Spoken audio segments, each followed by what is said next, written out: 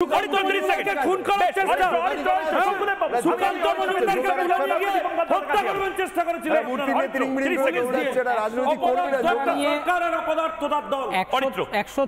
ধারা নিয়ে আপনি যদি হাইকোর্টের অবজারভেশনটা দেখেন সেখানেও কিন্তু পুলিশের একটা ব্যর্থতা বারবার চোখে পড়ে। সেটা হচ্ছে হাইকোর্ট যেটা বলার চেষ্টা করছেন যে এন্টায়ার সন্দেশখালী থানাটা জুড়ে যদি আপনি 144 ধারা জারি করে দেন সেটা খুব একটা সুবিধাজনক নয়। তার কারণ তার ভৌগোলিক যেই ওয়ার্ডটা পিকিউলিয়ার জিওগ্রাফি এইটা জাজমেন্টে লেখা হচ্ছে। তার মানেটা হচ্ছে এইখানে যেভাবে মানুষ যাতায়াত করেন জীবনযাপন করেন সেই হিসাবে 144 ধারাটা খুবই একটা আনডেমোক্রেটিক এবং মানুষের জন্য খুব একটা সুবিধাজনক নয়। ফলে প্রথমেই দেখা যাচ্ছে যে পুলিশ ভীষণ মিসম্যানেজড এবং আনপ্ল্যান্ড ওয়েতে কাজ করছে এবং সরস্বতীর হাত ভেঙে দিচ্ছেন সেই চিত্র দেখাচ্ছে না। সরস্বতীর হাত নয়, আসলে সারা রাজ্যে গণতন্ত্র এবং ল অ্যান্ড অর্ডার পুরো সভ্যতার হাতটাই ভেঙে দিয়েছে এই গভর্নমেন্ট। ঠিক ঠিক এবং তার পাশাপাশি দীপঙ্করদার কাছে যাওয়ার আগে শুধুমাত্র মা সরস্বতী শুধুমাত্র বিজেপির সুকান্ত মজুমদার নন, পুলিশ কেন আমি বলছি যে পুলিশ হয়তো পারছে না, কোলাপস করে গেছে, মিলিটারি দরকার। দীপঙ্করদা কেন বলছি, রিপাবলিক বাংলার 2 প্রতিনিধির সাথে পুলিশের আচরণ একবার দেখে নি ছোট করে। বসিরহাট এসপি অফিসের সামনে যখন 500 মিটার জুড়ে 144 ধারা এবং সেই জায়গায় যখন এইভাবে সাজানো হয়েছে বাঁশের ব্যারিকেড দিয়ে, আমি পুলিশ আধিকারিকদের সঙ্গে কথা বলার চেষ্টা করছি। স্যার 1 মিনিট, হাইকোর্টের নির্দেশ অনুযায়ী সিভিক ভলেন্টিয়ারদের আপনারা আইন শৃঙ্খলার কাজে ব্যবহার করতে পারেন না। আজকে বিভিন্ন জায়গায় হেলমেট এবং লাঠি নিয়ে সিভিক ভলেন্টিয়াররা দাঁড়িয়ে রয়েছে, আপনারা হাইকোর্টের যে রায় তাকে তো ভায়োলেট করছেন। আমরা হাইকোর্টের সব নির্দেশ মানি, বাকি এখানে অ্যারেঞ্জমেন্ট আছে দেখছি আমরা। না সিভিক ভলেন্টিয়ার আপনার সামনে স্যার, সামনে স্যার আপনার সামনে সিভিক ভলেন্টিয়ার দাঁড়িয়ে রয়েছে, আপনি এড়িয়ে যাচ্ছেন, আপনি রিপাবলিক বাংলার প্রশ্ন এড়িয়ে যাচ্ছেন স্যার। কোনো প্রশ্নের উত্তর দিলেন না তিনি এবং তিনি সরাসরি বেরিয়ে চলে যাচ্ছেন। আরও যেই পুলিশ আধিকারিকরা রয়েছেন স্যার, সিভিক ভলেন্টিয়ার এখানে ব্যবহার করা হচ্ছে আইন শৃঙ্খলা সামাল দেওয়ার কাজে, কি বলবেন? এইখানে আমাদের কিছু বলার নেই। আপনার সামনে সিভিক ভলেন্টিয়ার দাঁড়িয়ে রয়েছে, আপনি দেখছেন এখানে রোড আছে, রোডের যে রোড ট্রাফিকের জন্য স্যার সিভিক ভলেন্টিয়ার লাঠি হাতে কি করছে, হেলমেট হাতে কি করছে, এটা আপনি জিজ্ঞাসা করতে পারেন। কি করতে পারেন? এইটা ট্রাফিকের রোড আছে। সরাসরি হাইকোর্টের যে রায় সেই রায়কে এখানে বসিরহাট এসপি অফিসের সামনে 100 মিটারের মধ্যে ভায়োলেট করা হচ্ছে। এই মুহূর্তে দেখানোর চেষ্টা করবো সেই ছবি, যে ছবি দিনভর উঠে আসছে এবং এখানকার পুলিশ আধিকারিকরা কোনো কিছু উত্তর দিতে নারাজ, তারা এড়িয়ে যাচ্ছেন রিপাবলিক বাংলার প্রশ্ন। ভিডিও জার্নালিস্ট রজনীকান্ত বেরার সঙ্গে সন্তু পান, রিপাবলিক বাংলা।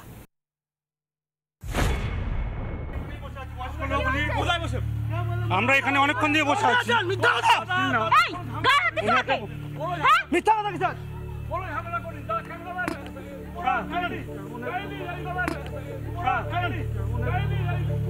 আমরা এখানে অনেকক্ষণ দিয়ে বসে আছি।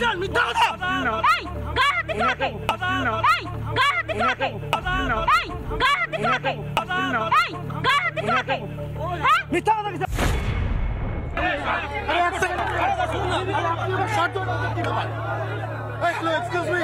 Excuse me. Excuse me. Excuse me. Excuse me. দীপঙ্করদা আপনি শেষ বক্তা এবং টানা বলুন, ডেসপারেশনটা দেখেছেন? শাহজাহানকে এরা ধরতে পারে না, কিন্তু এরা সুকান্ত মজুমদারকে আটকাতে পারে, রিপাবলিক বাংলাকে ক্যামেরা বন্ধ করতে বলতে পারে, এবং মহিলা যারা সাংবাদিক রয়েছেন তাদের সাথে আচরণটা দেখুন। ময়ূকবাবু, আজকে একটা আইন আদালত প্রশাসন কিসের জন্য? আইন আদালত প্রশাসন হচ্ছে জনগণের জন্য। এরা বারবার বলতে চাইছে যে এই যারা আজকে ক্যামেরার সামনে বলছে তা ভাবতে পারেন কেউ মুখ ঢেকে কেউ মুখ খুলে। কারণটা কি? আপনি এতদিনের সাংবাদিক, শঙ্কুবাবু দীর্ঘদিন সাংবাদিকদের সাথে যুক্ত ছিলেন, অরিত্র রয়েছে, আমি অনির্বাণের কথা বলছি, আইনজীবী, হাইকোর্টে দীর্ঘদিন বললে কেউ কি কখনো দেখেছেন যে এইভাবে শয়ে শয়ে মহিলারা ক্যামেরার সামনে এসে তাদের জীবনের জীবিকার লজ্জার কথা এবার রাস্তার সামনে দাঁড়িয়ে বলে? তাহলে কতটা হওয়ার পরে তারা এটা বলতে পারে? দ্বিতীয় একটা কথা, বারবার বলছেন যে পুলিশ অভিযোগ, যেটা পুলিশ যদি স্বতঃপ্রণোদিতভাবে স্বেচ্ছায় যদি উদ্যোগ নিয়ে অন্যান্য কেসের জন্য এগোতে পারে, এই মহিলাদের বয়ানকে কেন কেস হিসেবে দেখে এগিয়ে আসছে না? তৃতীয় একটা পয়েন্ট যেটা ভাইবাল, আপনি প্রথমেই বলছিলেন এইরকম ঘটনা কোথায় ঘটেছে। আমার জীবনের অভিজ্ঞতা, আমি আমার ঠাকুমার কাছ থেকে, আমার মা মাসিদের কাছ থেকে শুনেছি 1971 সাল বাংলাদেশ স্বাধীনতার সময় যখন কিনা 30 লক্ষ বাঙালি হিন্দুর মধ্যে হত্যা করা হয়েছিল শুধু বাংলাদেশ স্বাধীনতা হওয়ার সময়, 30 লক্ষের মধ্যে 28 লক্ষ ছিল বাঙালি হিন্দু।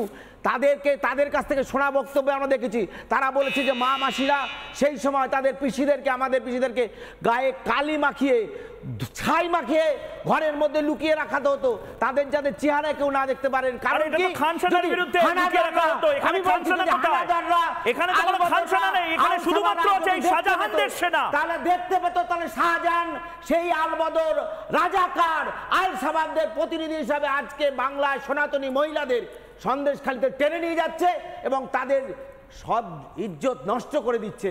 এটা ভাবা যায় না। পশ্চিমবঙ্গের মুখ্যমন্ত্রী এটা দেখে শাহজাহানকে আর 40 দিন গ্রেপ্তার না করে ছেড়ে দিয়ে রাখছে রাতের অন্ধকারে।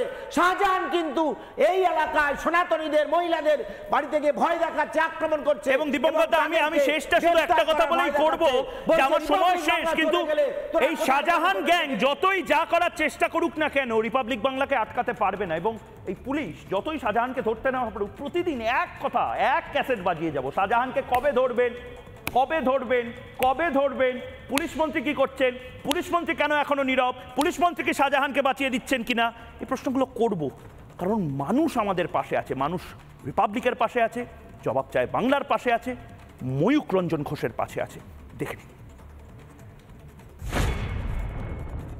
আপনারা শুরু থেকেই আমাদের পাশে আছেন, তার জন্য ধন্যবাদ। আমরা চাই যে আমাদের আগেও এই আন্দোলনে আপনারা আমাদের পাশে থাকুন। আমাদের এই আন্দোলনে সহযোগিতা করেছেন এবং আমাদের এই বার্তাটা দেশে বিদেশে পৌঁছে দিয়েছে, সবাইকে জানিয়ে দিয়েছে, তার জন্য রিপাবলিক বাংলাকে আমরা অসংখ্য অসংখ্য ধন্যবাদ জানাই। আমরা তো চালিয়ে যাচ্ছি, আপনারা যে এত ভালোভাবে আমাদের সাথে আছেন তার জন্য অসংখ্য ধন্যবাদ।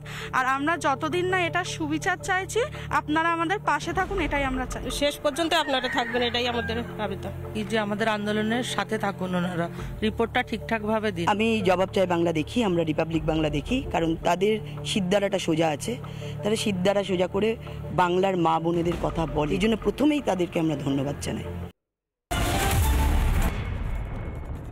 আপনারা শুরু থেকেই আমাদের পাশে আছেন, তার জন্য ধন্যবাদ। আমরা চাই যে আমাদের আগেও এই আন্দোলনে আপনারা আমাদের পাশে থাকুন। আমাদের এই আন্দোলনে সহযোগিতা করেছেন এবং আমাদের এই বার্তাটা দেশে বিদেশে পৌঁছে দিয়েছে, সবাইকে জানিয়ে দিয়েছে, তার জন্য রিপাবলিক বাংলাকে আমরা অসংখ্য অসংখ্য ধন্যবাদ জানাই। আমরা তো চালিয়ে যাচ্ছি, আপনারা যে এত ভালোভাবে আমাদের সাথে আছেন তার জন্য অসংখ্য ধন্যবাদ।